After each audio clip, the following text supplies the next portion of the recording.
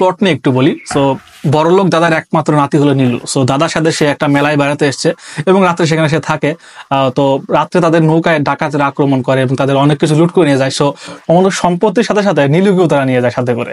এবং নীলুকে যখন তারা নিয়ে যায়, নীলুকে নিয়ে যায় তাদের ডাকাতদের একদম বাড়িতে, যেটা কিন্তু একদম ছিল সুন্দরবনের একদম গহীন অঞ্চলে। সেখানে ডাকাতরা থাকতো যাতে করে তাদেরকে ধরতে না পারে। সো সেইখানে নীলুকে নিয়ে যায়। এর কারণ হলো ডাকাত সর্দারের একটা ছেলে ছিল, নাম ছিল মংনু। সো মংনুর খেলার সাথে হিসাবে নীলুকে ডাকাত সর্দার খুব পছন্দ করে এবং তারা দুজনে যাতে খেলতে পারে একসাথে। তারা ছোট ছিল অবশ্যই। সো এই জন্য আর কি নীলুকে তারা ডাকাত সর্দার তাদের সাথে রেখে দেয়।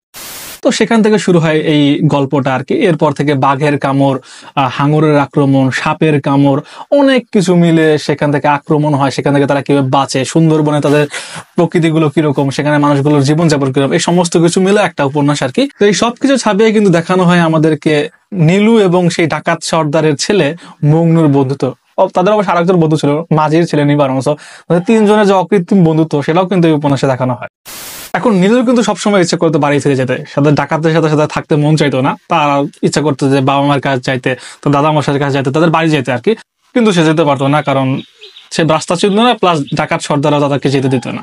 তো এভাবে চলতে থাকে এবং 7 বছর সেখানে থাকার পর একটা সময় সে নীলু ওখান থেকে ছাড়া পায় এবং ছাড়া পেয়ে সে তার বাড়িতে চলে যায়। এবং বাড়িতে গিয়ে দেখে তার কিছু পরিবর্তন হয়েছে, মানে বাড়ির অনেক কিছু চেঞ্জ হয়েছে আর কি। এখন সে কিভাবে ছাড়া পায় ওখান থেকে এবং যখন বাড়িতে যায়, বাড়িতে গিয়ে সে আসলে কি দেখে, তার কি কি পরিবর্তন হয়েছে তার পারিবারিক জীবনে। তো সবকিছু জানতে হলে আপনার কিন্তু এই উপন্যাসটা পুরোপুরি পড়তে হবে।